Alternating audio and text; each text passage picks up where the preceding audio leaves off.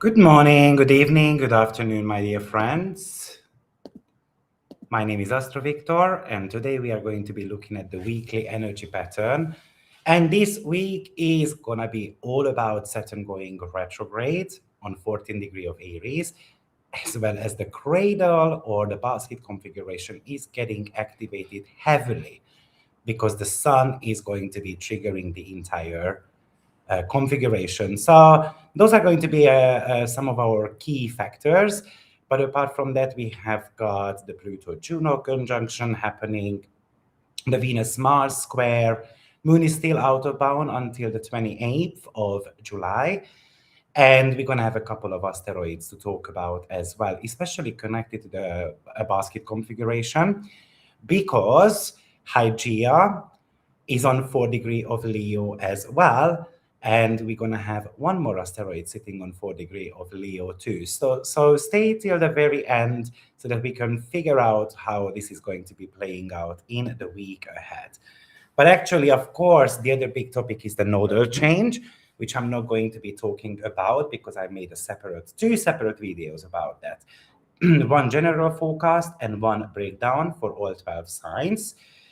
And on top of that, of course, the other big configuration that is happening is the full moon in the sign of Aquarius, which is going to be really highlighting the Sun-Jupiter conjunction as well. So I will be making a video about the full moon, breaking that down for all 12 signs, in case you are interested to join tomorrow at 2 p.m. Budapest, Hungary time. That is going to be available only for the special YouTube members and my Patreons on my website, AstroViktor.com. And it would be highly appreciated if you liked, shared the video, or you made a comment, because it helps the YouTube algorithm to reach a wider audience. But let's get started with the week ahead, because this is a very exciting week. So to start with, Saturn is going to go retrograde on the 26th or the 27th of July, depending on your time zone. And Saturn will be going retrograde on Virgo-Dwat.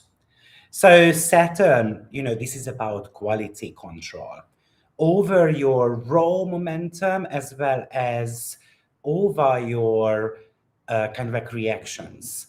Since entering Aries, Saturn has pushed for new initiatives, independence, and a fresh start. And now this instruction is audited, what you have built so far. It is looking at whether you have built it on a solid foundation or kind of like it was just a raw impulse.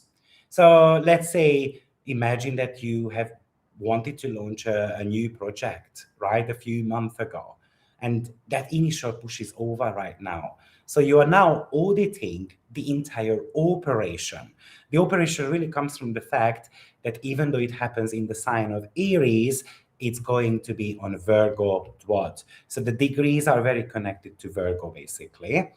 And looking at whether your deadlines are realistic or your personal boundaries are kind of like holding up as well. Or maybe it is telling you to look out whether you are kind of like burning out. Okay, so this is about fixing operational flows, refining systems, dropping unnecessary commitments rather than forcing brand new, kind of like unvetted projects forward.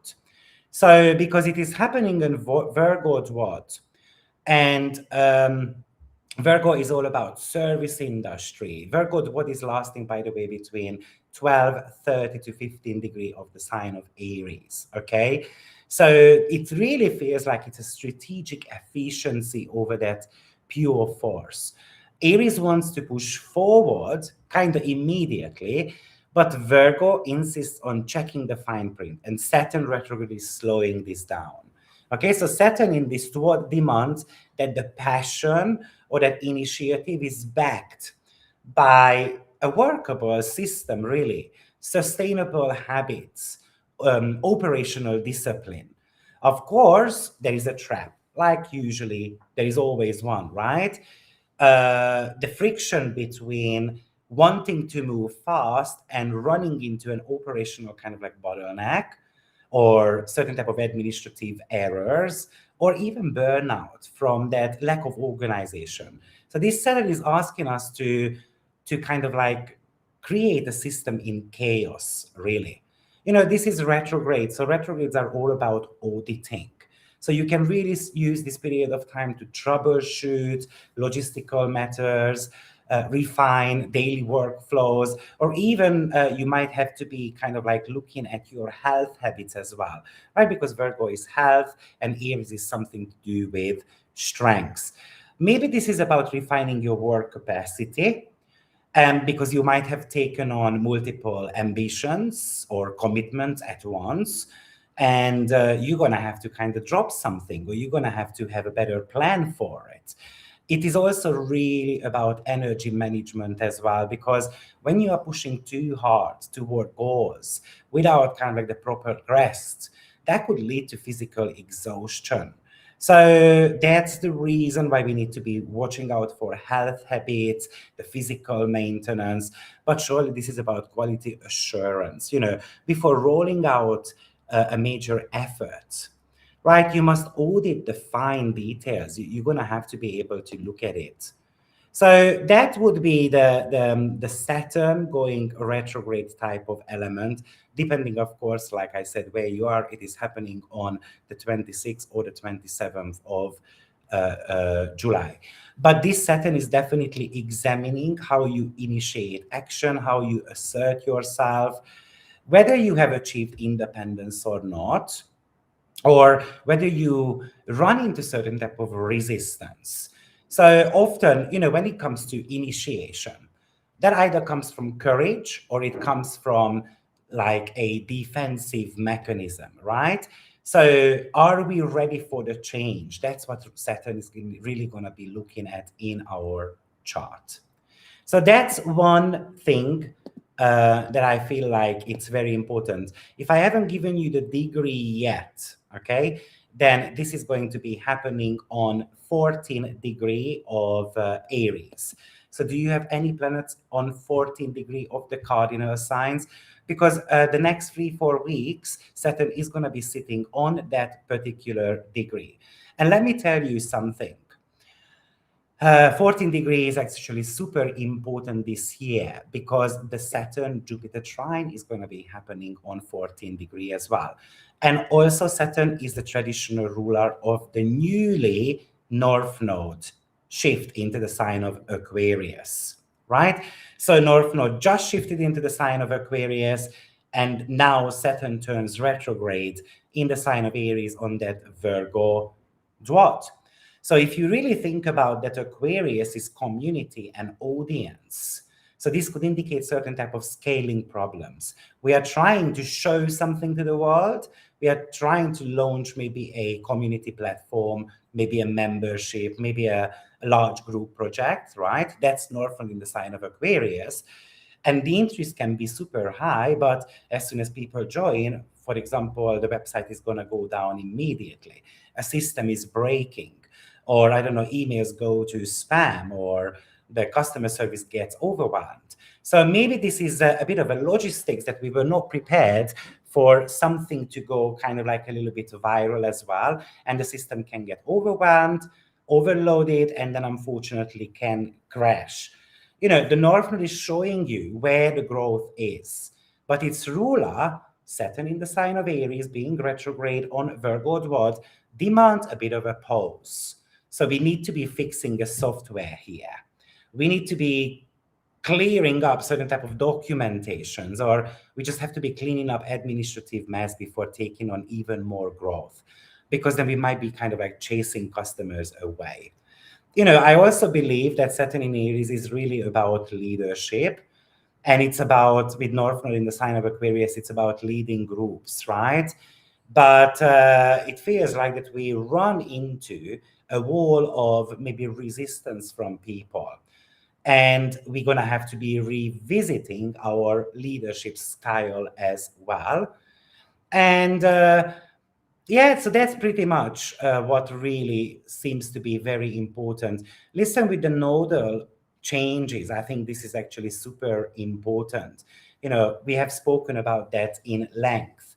But the South Node in Leo, and it's being co-witnessed by Jupiter, what I was also thinking is that Jupiter represents excess, and the South Node is trying to minimalize something. So what do we have? Something is too much in our lives, and maybe that's something to do with the pride or the entertainers and so forth. And South Node kind of would like to get rid of that in a way. And that North Node in the sign of Aquarius is telling you that the growth is going to come from collaborations and friendships and cooperations and pretty much hanging out with Saturn in Aries type of people. And who are the Saturn in Aries type of people? People who have got the courage to start something fresh, people who are ready to kind of experiment with something new. But people who do not wish to give up on their individualism either, right? And that Virgo Dot is a service that I'm trying to provide to others, which the collective is going to benefit from, and that's Aquarius. But also it brings me an element of a breakthrough as well. And that's the Aquarius and Aries combination. But I also had to be, I mean, what I also saw there, and potentially that could be super important, because the dispositor of Saturn retrograde is Mars. And Mars has got the sesquiquadrate with Pluto.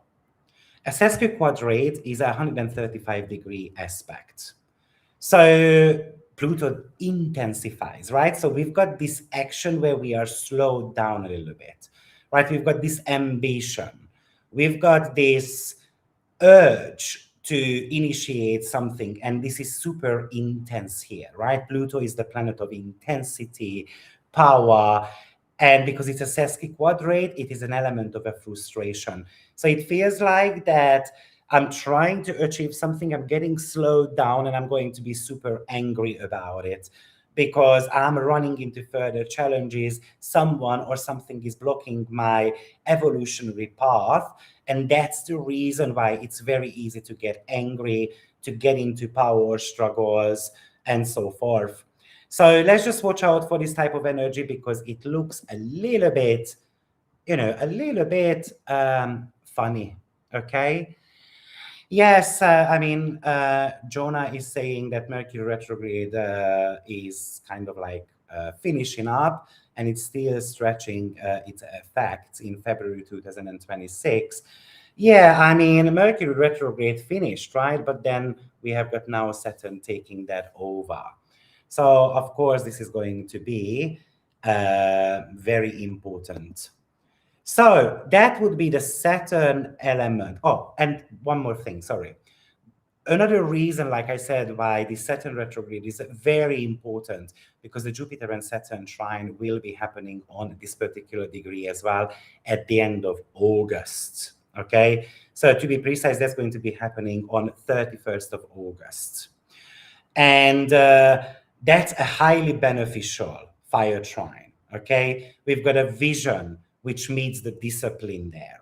So Jupiter is in the sign of Leo, right? Later on, reaching that 14th degree, which wants us to be visible, which wants to increase our confidence, right? And then Saturn in Aries is staying a little bit grounded, but it's process driven. It's kind of like auditing the actions here.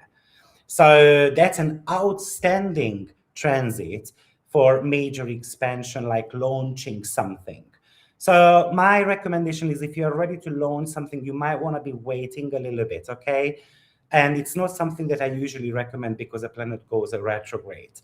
But it really feels like, with Saturn going retrograde, waiting out for Jupiter to be super close to that Saturn. And we have got 4 more weeks to kind of do the structural issues a little bit. But anyway, we are going to be talking about this aspect, of course, way more, because this is a super good aspect. So let's move on. So this is on the 26th and the 27th. But the other big thing that is happening this week is the Sun activating the barbed basket, right? So the Sun is on 4th degree of Leo. And Jupiter already activated that basket configuration, right? But now the Sun joins Jupiter as well. So they are making a conjunction. So therefore, the Sun is going to be making a sextile to Uranus, opposing Pluto, trines Neptune, and makes a conjunction to Jupiter as well. So this is pretty much giving us the energetic framework for actually the Aquarius full moon, which is going to be happening on the 29th of July. So remember, you can join me live tomorrow if you are a member of mine on my website, AstroViktor.com. And that's going to be breaking that down for all 12 signs as well. But the Sun is opposing Pluto, right? So it is revealing something, a power issue there. It is revealing certain type of power dynamics or hidden motives of others in partnership, or it exposes ego-driven patterns or deep-seated fears as well. Right now, we've got the Sun and Neptune, which we have got an intuitive hunch there. We are very compassionate about something. We come up with something creative. We have got even certain type of spiritual downloads. And then the Sun Uranus says, let's try something new. Let's experiment with this vision. Let's get rid of this Plutonian fear and power struggle. Let's walk away from drama. So I would say that really pay attention to this aspect configuration in the next 1 week, because it really feels like that something is shifting, especially if you have got personal planets on 4 degree of any of the signs, really. Okay, so it can be any signs, any of the 12 signs, but it should be between 3 to 5 degree. It really feels like with Neptune, we have got a vision. Uranus, we have to try that. And then we have to conquer our own fears, right? Because Uranus wants to set you free at the end of the day. So that's one way to think about it. What I was going to say is that, you know, when the Sun is in the sign of Leo, it's in rulership, right? And taking the place of Jupiter that already activated the entire dynamics. So this is Jupiter and Sun conjunction is super good, by the way.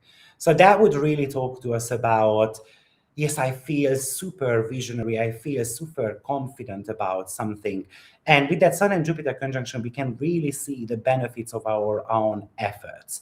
We just need to make sure that our fears is not going to be, or the pride doesn't get in the way, okay?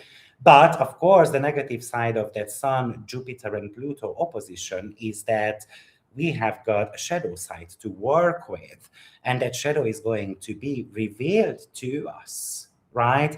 It feels like it's a threatening type of combo. So I feel threatened, I feel attacked. And it's the awakening moment that I am super powerful. Also remember that Pluto and Juno are making a conjunction as well. So Juno represents alliances. So I can imagine in the world that an alliance is going to be kind of like threatening you. And I'm going to be, at the end of the video, I'm going to show you all these aspect patterns on a chart as well, so you can really see what is happening, okay? And then we can do a bit of a summary there. It is somehow an invitation that the power lies within you. This is an invitation to have that phoenix bird moment, right? So this is an invitation to go through this rebirth process. It is about having to let go of something old, an old purpose, for example, something that is outdated there, and going through that awakening moment that this is the future, this is where my future lies, and I'm going to have to start walking towards that. The other topic that could be coming up is, of course, leadership with this. That, for example, governments, leaderships can be falling apart, or you can feel like that you have lost control over something, or have I been allowing someone to manipulate me?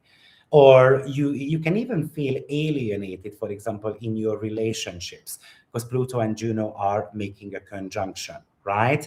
So Juno is about commitments. maybe you realize that you have committed to something that is actually something that has to be pretty much thrown out of the window as well. So it is an exposure moment, surely. Over the last couple of weeks, maybe you have mapped out a new offer, maybe you drafted kind of like a long-term project, or potentially you might have established key partnerships as well. Maybe with Jupiter was the first to activate it. So this might be that it was a big idea, right? But the sun comes around and it says, you know what? It is even though a big idea, but it is still somehow behind the scenes. It is in the early developmental stages. Let's make it a bigger hype. So there is a huge hype here, right? And the sun is a cosmic spotlight. So it spotlights that vision for you. It's kind of like the difference between coding a website, for example, which is Jupiter, Uranus, and Pluto, and hitting kind of like the publish button with a major announcement. And that's a Sun and Jupiter conjunction in the sign of Leo. And Sun and Jupiter is something high engagement there. It's sudden visibility. So it really feels like that something goes viral, maybe for the wrong reason, maybe for the right reason, but something goes super viral. And also the Sun and Jupiter conjunction is about validation of the work you have been setting up, or a validation from your partner, depending on where, of course, this conjunction is going to be taking place.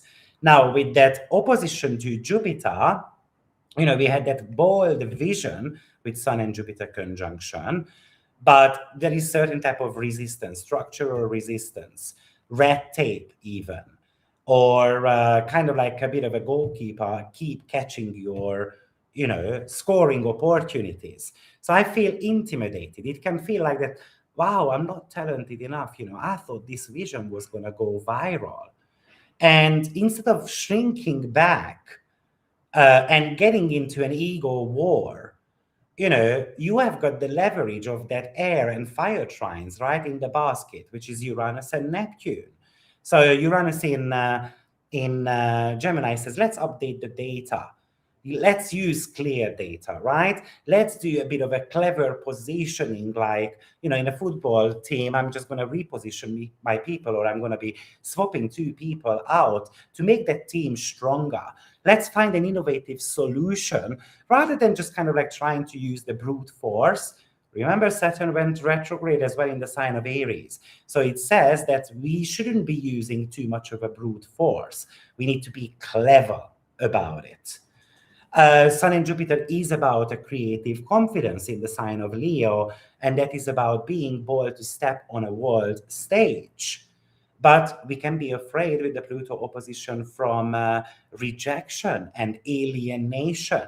So it's like you have given birth to a creative project, but I'm afraid that if I put it out there, then someone is going to criticize that. Okay? But Jupiter gave you the green light to go for it.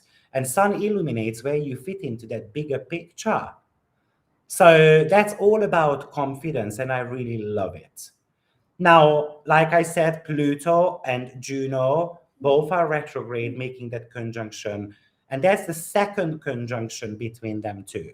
So we had one quite a few months ago. Juno is going to go back into the sign of Aquarius, and then it's going to come back into the sign of, it's going to go back into the sign of Capricorn, and then going to come back into the sign of Aquarius and going to make another conjunction to Pluto.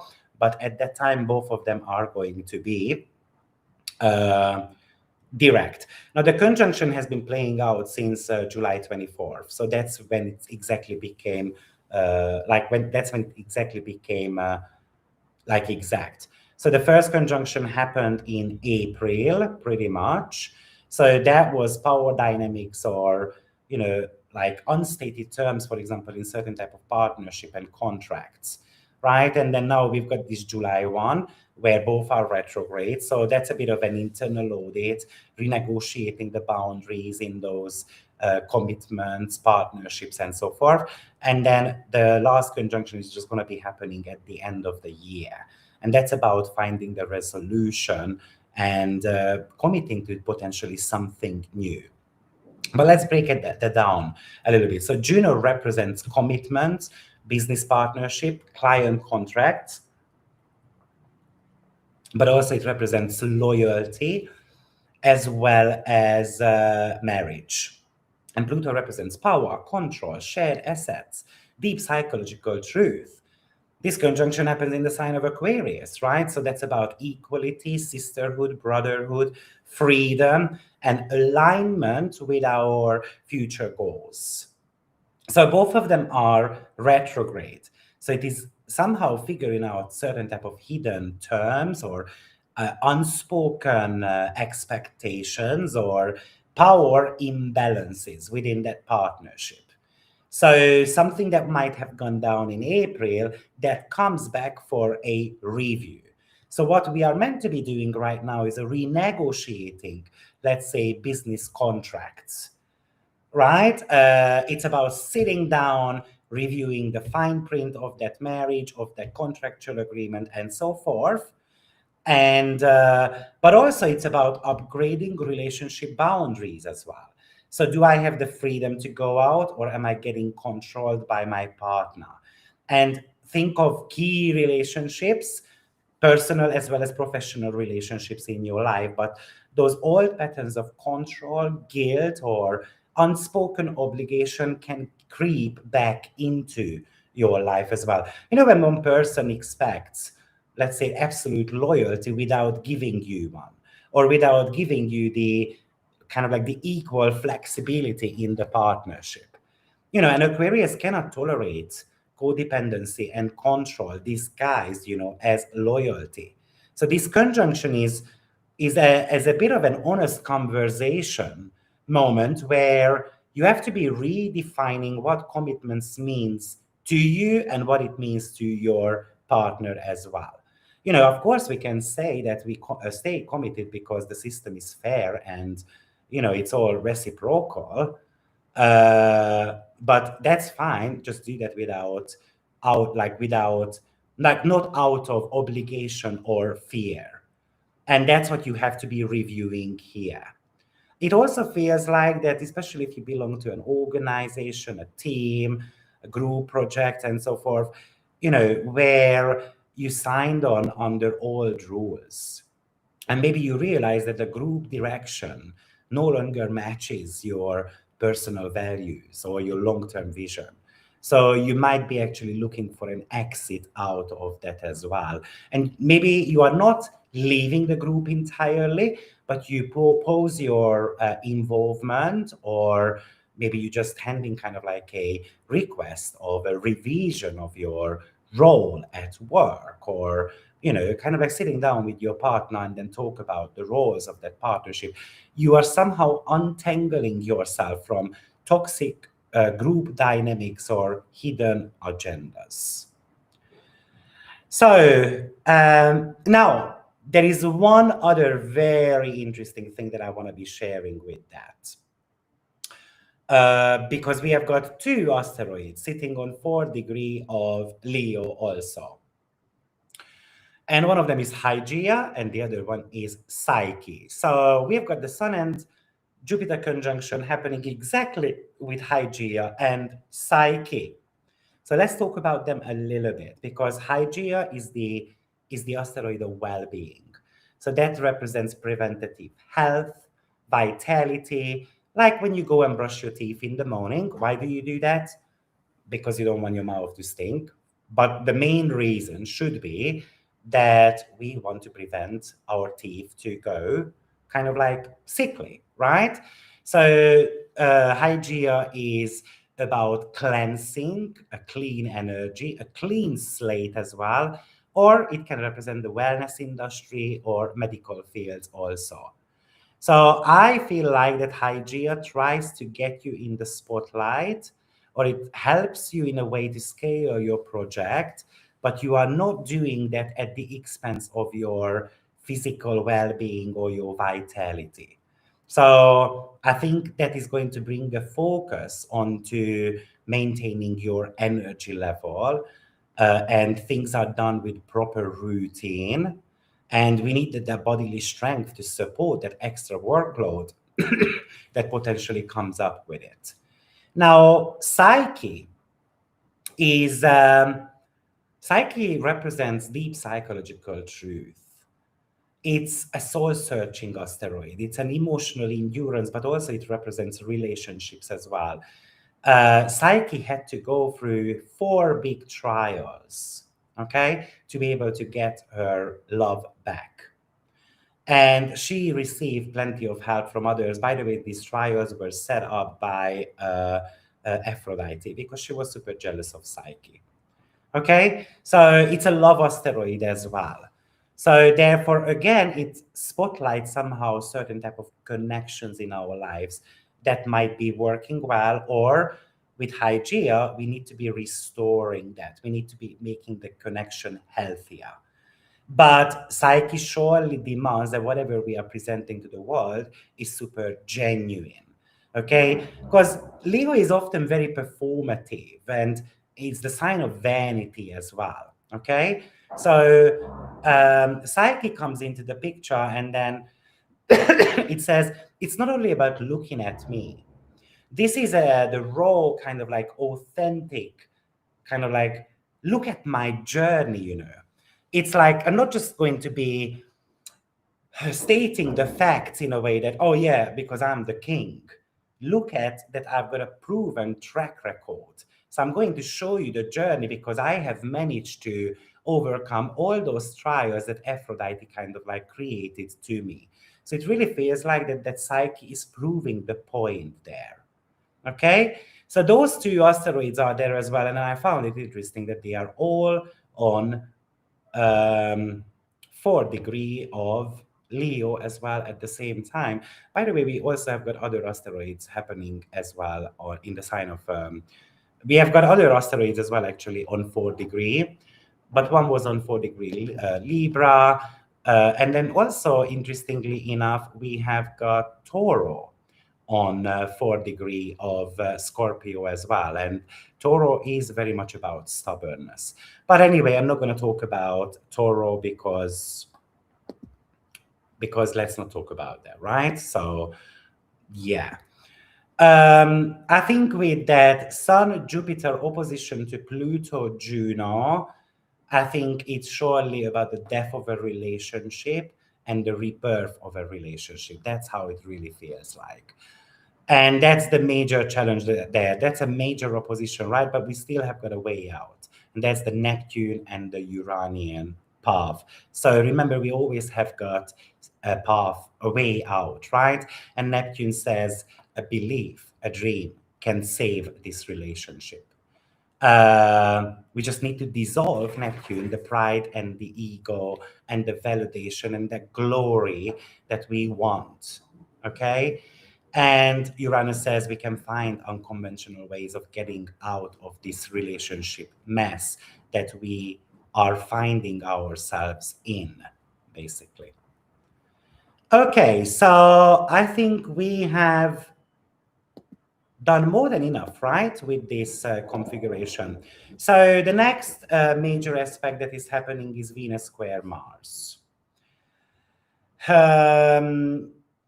And Venus square Mars, okay, so I'm just gonna quickly check something because I wanted to give you dates, but I forgot to take notes of them. So let me tell you what I'm going to be checking here, because I do know that Venus and Mars are making this square on 21 degree of Gemini to 21 degree of Virgo, okay?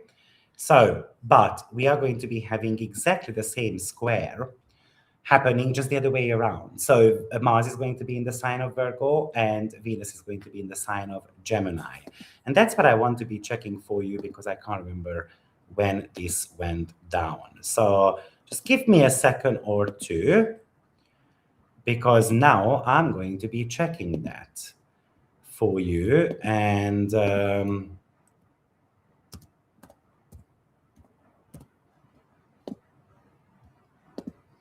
so we're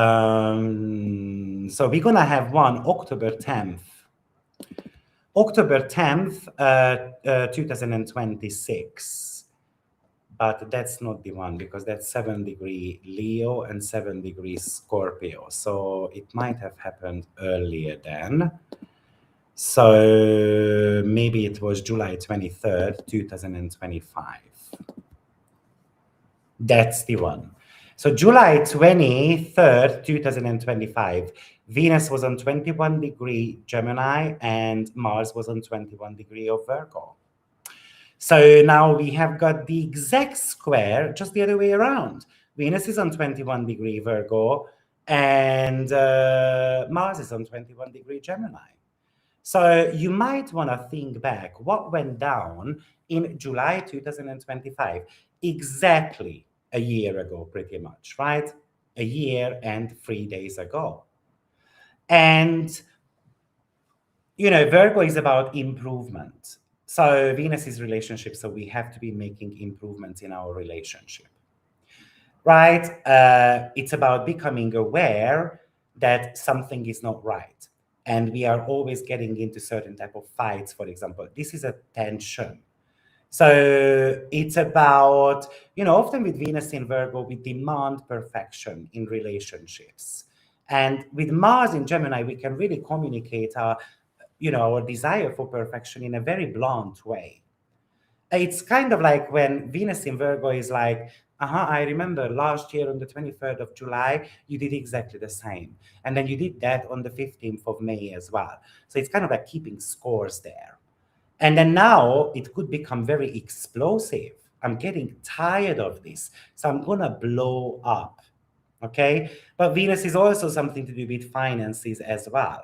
So I am financially frustrated that I'm running into these standards set by others, or there are these type of agreements and the agreements are not honored, for example, or I've got certain type of desires because I want to go to the grocery shop and so forth, and the prices are too high, and I cannot kind of satisfy my desire. So therefore, this configuration could represent, arguments basically in our love life.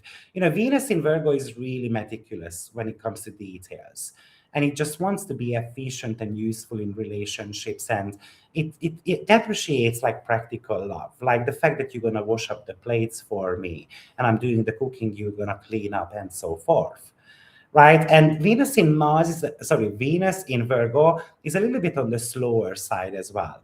Why? Because I want to make sure that the mechanics of things are flawless. But Mars is trying to speed this up, right?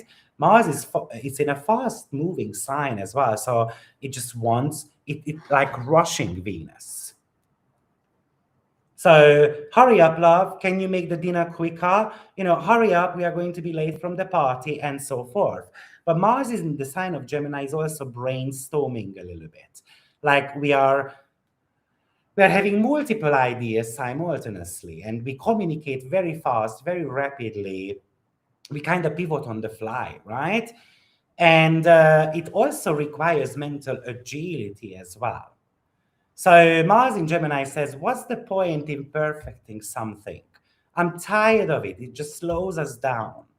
So this is the speed versus the standards type of argument.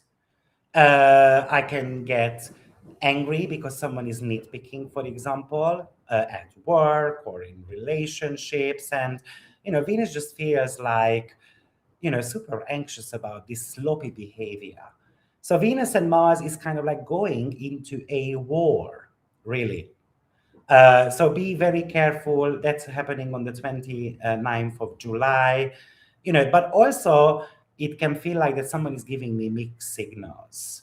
I'm communicating, and then, Gemini is a double-bodied sign. So one day you say this, one day you say that. And Venus in Virgo would like to have certain type of clarity. Because Mars in Gemini wants to keep the options open as well a little bit. Or imagine that we are having a conversation and then Mars kind of like mid-conversation, it just cuts in. And then Venus in Virgo is kind of like pissed off, but it's not loudly pissed off about it. Okay, so this is an aspect of misaligned expectations. Something is going back and forth. We are in a loop, and most likely we are in that loop since last year. So let's just watch out for that. However, Mars sextiles Vesta and Pallas Athene at the same time in the sign of Aries as well.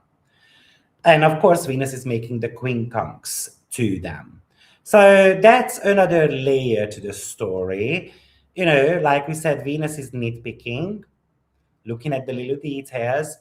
Mars in Gemini wants to rush ahead, right? So that can lead to these circular arguments. Now, the sextile is a way out of this. And Pallas Athene, for example, says that let's mediate. Let's come up with a strategy. Let's kind of come up with a win-win type of scenario for both. Okay? So it says it's a mitigating factor. It says instead of arguing over minor details, you know, Mars uses Pallas technical kind of tools. So what is the core 20% of that effort that solves, you know, the 80% of this problem, really? Okay, so, and Pallas and Vesta also says, because Vesta is about focus, you know, but let's channel this restless energy into something. Let's be devoted about something. So, I don't know, go and then do boxing or whatever helps you there. Okay. But it's about strategic advocacy, it's about negotiations, and then this aspect pattern could be playing out pretty well. Um, I think I mentioned everything about this configuration. So we've got one asteroid that I love talking about. That's one of my favorite asteroids. And I saw that Icarus is entering the sign of Virgo as well on the 28th of July. So Icarus, by the way, its astrological number is 1566. Icarus tends to spend 1 month in one sign, okay, unless it goes retrograde. And Icarus means flying too close to the sun. So therefore, it represents risk-taking, uncalculated risks, where we want to be escaping limitations. It is an impulse energy. It's an overarching ambition, but unfortunately, the story is that he didn't look at the warning signs. So therefore, he died because his wings were made of wax and they burned once he got too close to the sun. Okay? So, you know, Virgo, on one hand, is about reality check, quality over quantity, looking at the operational limits, risk assessment, system engineering. So this is pretty much talking to me about, you know, especially because Icarus left that dramatic attention-seeking sign of Leo. So it's like with Virgo, it's like you're building in this safety. I don't know, you know, it's like you're flying because you're flying Icarus, and then you have got this parachute on the back of your, you know, on your back in case the wax is gonna melt, and then I can jump out of that plane. So this Icarus is kind of slowing down again to fix some type of technical issues here. It is somehow telling us that we have to be looking at the safety protocol of something, or we have to be looking at the numbers or the structural integrity or whatever is going to be given birth to. I'm guessing this is something to do with safety protocols.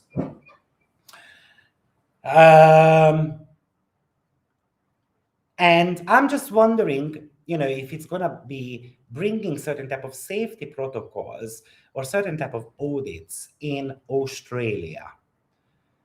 And I don't necessarily want to go into it too much, but the South Node has been running through Australia recently, and it was on a critical degree. And then now Icarus is entering the sign of Australia, especially Sydney.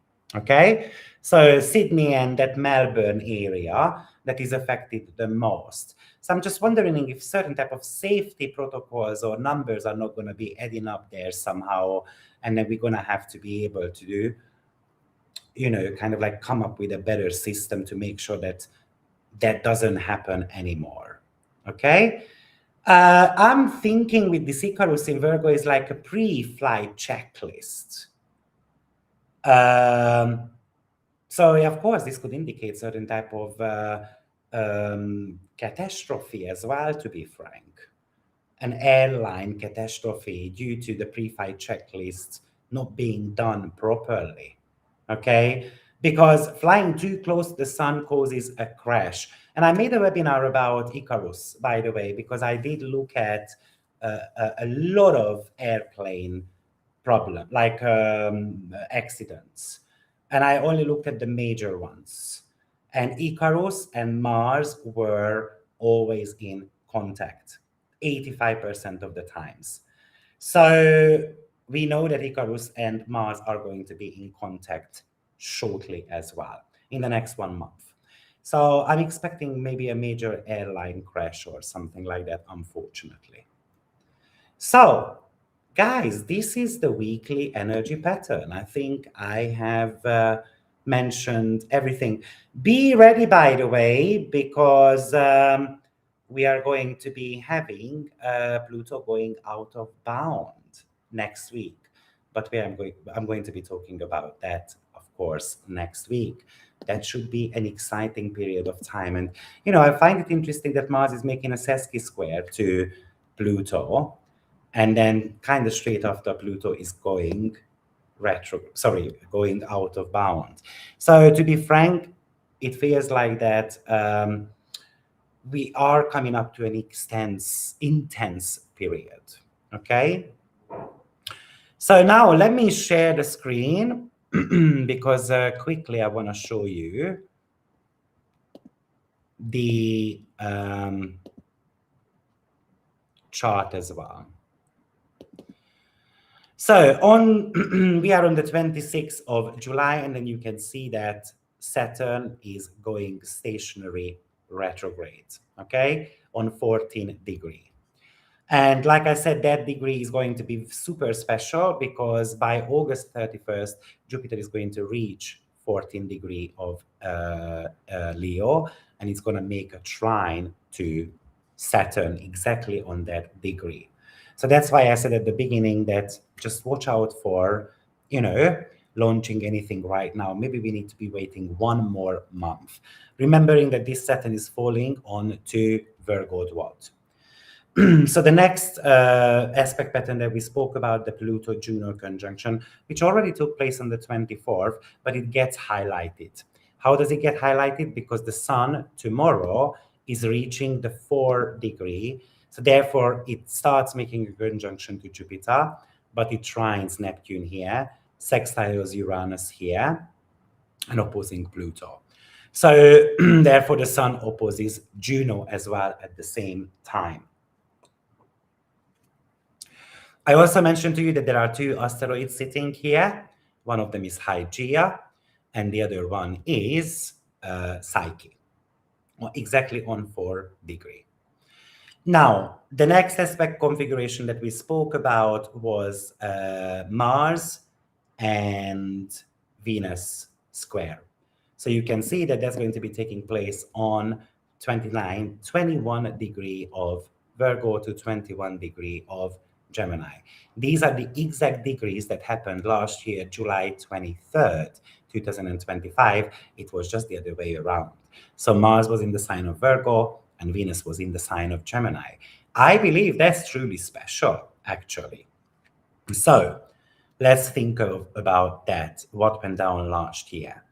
Okay, and I also mentioned that Icarus enters the sign of Virgo, and the nodes already shifted into the sign of Leo and Aquarius, which I made separate video about.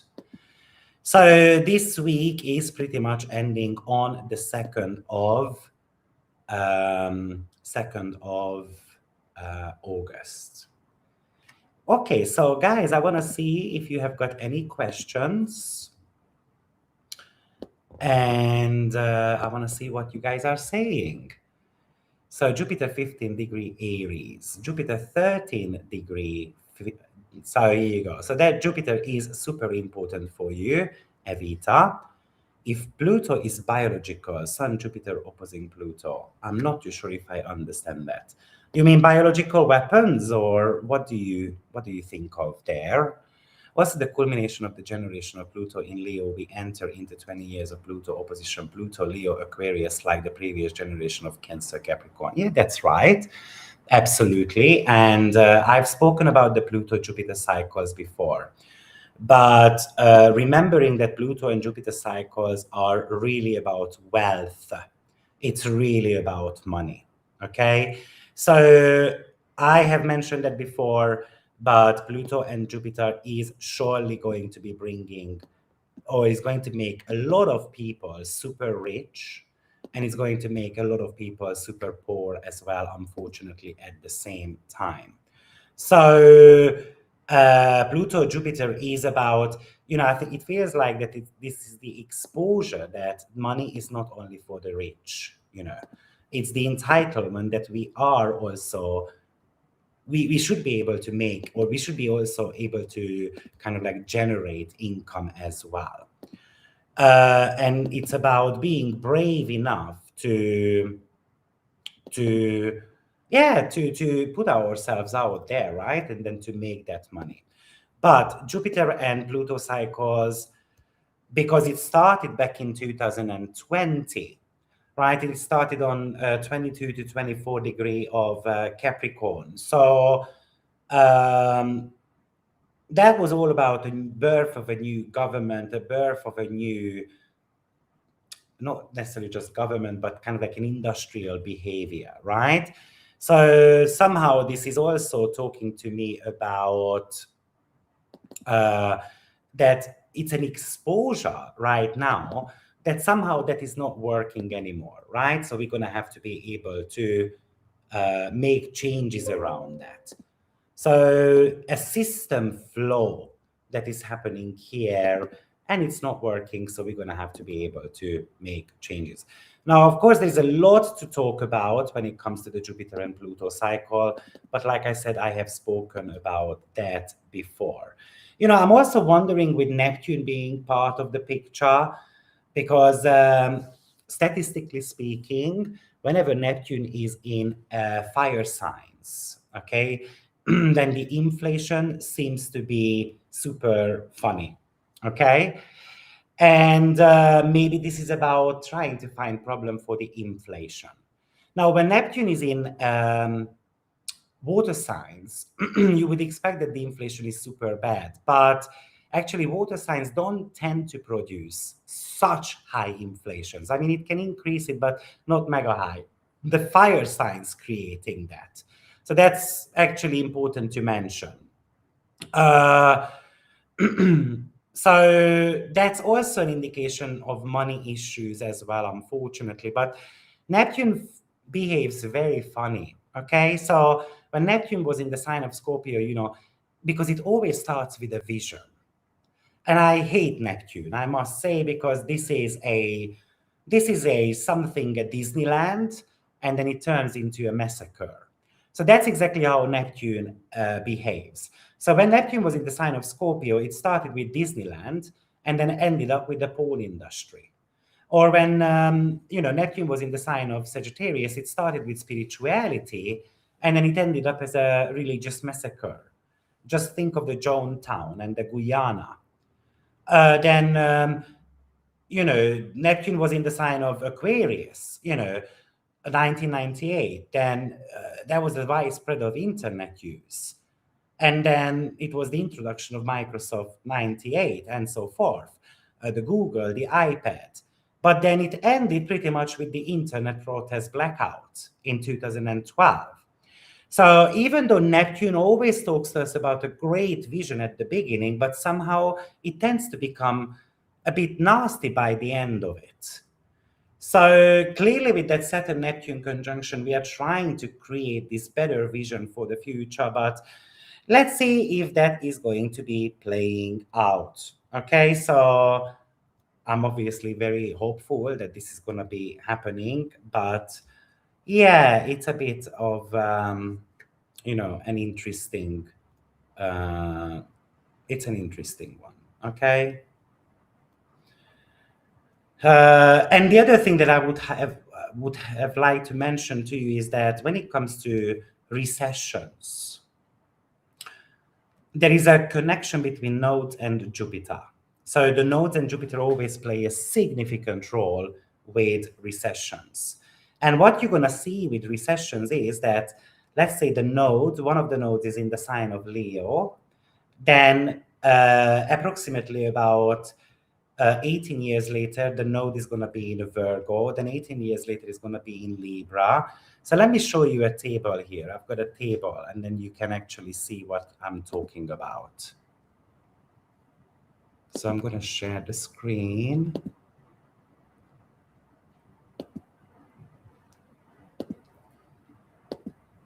Okay, so you should be able to see the screen. So I listed here the primary recession dates. Look, nodes, let's just look at recently. So 1902 Scorpio, 1920 Scorpio, 1938 Scorpio, okay? Then it started shifting. After 3 cycles, it starts shift, 2 3 cycles, it starts shifting. And then it goes into Sagittarius, Sagittarius, and then Capricorn, Capricorn. And then look what Jupiter does in the meantime. So when the nodes was in Scorpio, Jupiter was in Capricorn. And then the nodes were in Scorpio, it was Cancer. So that's a opposing sign. And then Scorpio, Aquarius. Then opposing sign, Leo, right? And then Sagittarius, again, Aquarius, but started shifting into Pisces as well. So the last 2 recessions happened in 1992 and 2008 to 10. So that's Capricorn, Capricorn. So then Jupiter was in Leo, Virgo, so 1 sign ahead. And then here it was in Pisces. So what's very interesting is that we have got the 2028, 26 to 28, when we have got Aquarius nodes, and Jupiter is going to be in the sign of Leo, Virgo, more to do with Virgo.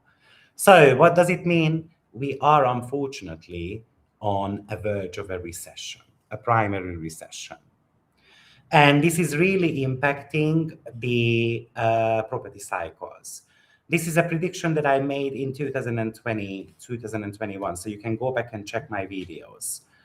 And I did clearly say between 2026 to 28, there is going to be a recession. And on top of that, the property prices will be crashing. Because this is not only about recession, but the property cycles as well. So we can see already the signs that are happening. Let's just be frank about it. Okay. So Pluto in Aquarius, sex, liberation, and also liberation from death, rebirth. Yeah, I mean, I have also made a prediction, and I read it recently that they are inventing this kind of injections that are going to make you younger. It's going to stop you from aging, pretty much. So you're going to be able to look, I don't know, 35 years old at the age of 60. They are working on it. Pluto represents aging, especially in the sign of Aquarius. During its retrograde phase, Saturn moves backward from 14 degree down to 7 degree of Aries. Yes, so it's going to be stopping its retrogression on 7 degree of Aries. That's right. Pluto 20-year transit of Aquarius can also be seen liberation from the cycle of death and rebirth. Who was your teacher? Which astrology books you would swear by? I started studying astrology in Hungary by someone called Kalo Jenő. And then I studied astrology with the London School of Astrology as well. And then from different authors, really. So from different schools, I was studying here and there. But these were the 2 main astrology ones. I like Frank Clifford's books. It depends on what level you are on. I think Frank's books are very on point, Frank Clifford. There are a couple of other books that I always recommend. One of them is the Midpoint book, The Stellar Influences by, I always forget his name. 1 second, let me have a look.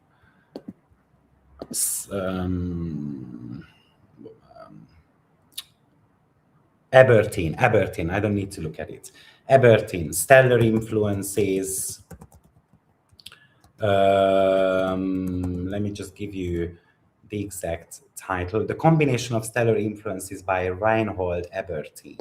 So that's a book that I always use quite a lot, especially if someone is into midpoints. Also, these are the last days, years of Pluto sextile Neptune, which began 1940. So the big musical, artistic, as in films, is coming to an end. Kind of sad. I mean, this is something that I've also spoken about previously, but this sextile, even though this is going to be pretty much, it's going to be lasting for about 3-4 years more. Okay. Scorpio, the lotus is in the Mars. Pluto, as in death, rot, transformation, physically, biological, as in Scorpio, leaves nothing. I mean, rotting. Yeah. I have Neptune 9 degree in Scorpio, 5th house. Doesn't get activated. Not now. By the way, USA, NATO, Neptune in Virgo, 22nd degree. That's right. And this is something that I spoke about last year as well when I made the Venus-Mars video, that both of these squares are actually triggering US chart. So last year I made a video that with this Venus-Mars new cycle, and I made a prediction that US is going to be in certain type of conflicts and potentially, certain type of conflicts, because Virgo represents army. So now what's important to kind of also remember here is that when pretty much the new cycle started between the two planets. So I'm talking about Venus and Mars. And the new cycle started August 22nd, 2024. Okay, so that's when they made a conjunction. Oh, sorry, I'm wrong. No, August 22nd, 2024, we also had a square between Venus and Mars, and that happened on 22 degree Gemini to 22 degree Virgo. So last year we had one as well on 21 degree Gemini, where Venus was, and 21 degree Mars. And then now we have got another one, obviously happening on the 29th, again activating that 21 degree of Virgo and Gemini axis. So this has been going on for the last couple of years. By the way, this is going to be the last one. So also need to remember. The conjunction between the two planets happened on 22nd of February. 2024, and the exact degree was 6 degree Aquarius. I find that super interesting because that's where the Sun and Jupiter conjunction is going to be taking place, opposing Pluto. So that reactivates the entire Venus-Mars cycle that started 2 years ago. And by the way, this cycle is going to be ending, of course, not like it's going to be ending this year. Venus and Mars cycles are about wars, okay? So that is always going to talk to us about, basically war cycle. It's the love and hate type of cycles, okay? So the new cycle is going to start on January 7th, 2020. Sorry, no. The new cycle is going to start on January 7th, 2027.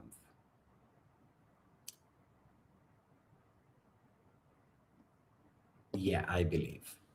Okay, so anyway, Venus-Mars cycle.